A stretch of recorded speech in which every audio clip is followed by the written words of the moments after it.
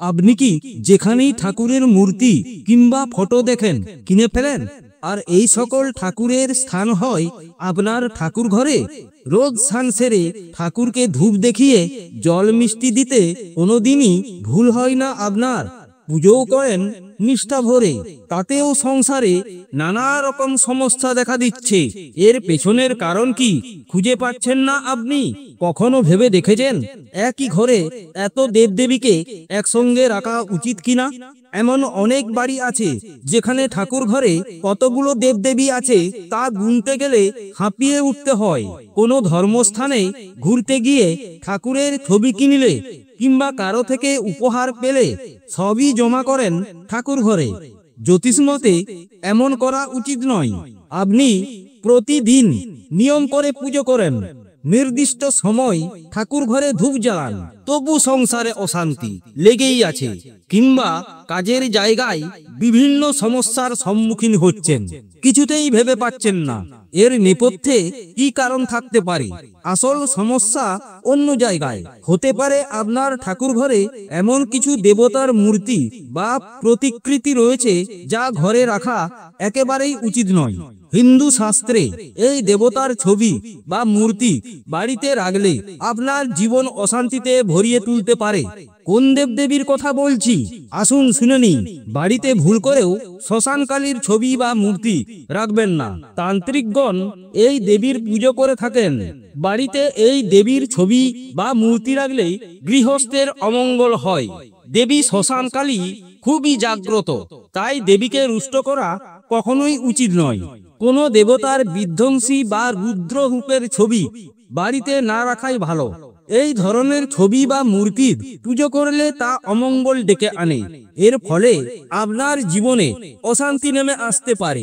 মন্দিরে এই ধরনের ছবি বা মূর্তির পুজো করা যায়, তবে নিজের ঘরে রাখবেন না। এছাড়াও বাড়িতে ভুল করেও একসঙ্গে দুটি গণেশের মূর্তি রাখবেন না। এমনটা করলে দুর্ভাগ্য নেমে আসতে পারে আপনার জীবনে, সেই সঙ্গে অর্থনৈতিক সমৃদ্ধির পদও আটকে যায়। ফলে টাকা পয়সা সম্পর্কিত নানা সমস্যা দেখা দিতে পারে। শাস্ত্র মতে বাড়িতে একসঙ্গে দুইটি শিবলিঙ্গ রাখা একেবারেই অনুচিত।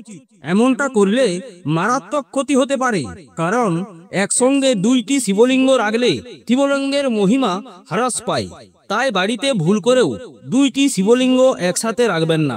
বাড়িতে ভুল করেও দেবী ধূমাবতীর ছবি বা মূর্তি রাখবেন না। ধূমাবতী 10 মহাবিদ্যার অন্যতম এক ত্রান্তিক দেবী। গ্রন্থে তাকে বৃদ্ধা ও বিধবা রূপে বর্ণনা করা হয়েছে। তিনি পুরাতন বস্ত্র পরিধান করে থাকেন। তিনি সর্বদা ক্ষুধার্ত ও তৃষ্ণার্ত অবস্থায় থাকেন। তিনি কলহের কারণ ও ভয় প্রদানকারিণী দেবী। তাই বাড়িতে ভুল করেও তার ছবি বা মূর্তি রাখবেন না। কোনো দেবতার ছবি বা মূর্তি যদি ভেঙে যায় তাহলে তা সঙ্গে সঙ্গে ঘর থেকে সরিয়ে ফেলুন। বাস্তুমতে ভাঙা দেবতার মূর্তি ঘরে রাখলে তা অশুভ ফল প্রদান করে। এর ফলে আর্থিক ক্ষতির সম্মুখীন হতে পারেন আপনি।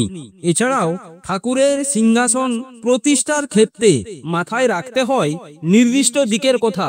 সবসময় ঘরের ঈশান কোণে দেব সিংহাসন প্রতিষ্ঠা করা উচিত, আর পুজো করতে হয় পূর্ব দিকে মুখ রেখে। এছাড়া সিংহাসনে কখনো ভাঙা মূর্তি রাখা উচিত নয়। এমনকি একই দেবতার দুটি মূর্তি রাখাও ঘোর অমঙ্গল। শাস্ত্র মতে এই সাধারণ কিছু নিয়ম মেনে ঠাকুর ঘর সাজালেই ঘরে শান্তি বিরাজ করবে, সেই সঙ্গে রোজগার জীবনে ভরে উঠবে সুখ সমৃদ্ধিতে। যে কোনো দেবতার বিধ্বংসী রুদ্ররূপের ছবি বা মূর্তি ঘরে রাখা যাবে না। এর ফলে আমাদের জীবনে সেই ছবির কুপ্রভাব পড়ে। কোনো ঠাকুরের ছবি ফ্রেম যদি ভেঙে যায় তাহলে তা তখনই বাড়ি থেকে সরিয়ে ফেলুন। এতে বাড়িতে ভীষণভাবে নেগেটিভ শক্তি বেড়ে যায়। ভেঙে যাওয়া বা জীর্ণ চিত্রপট বা বিগ্রহ যেখানে সেখানে রাখলে বা ফেললে ঘটবে বিপত্তি।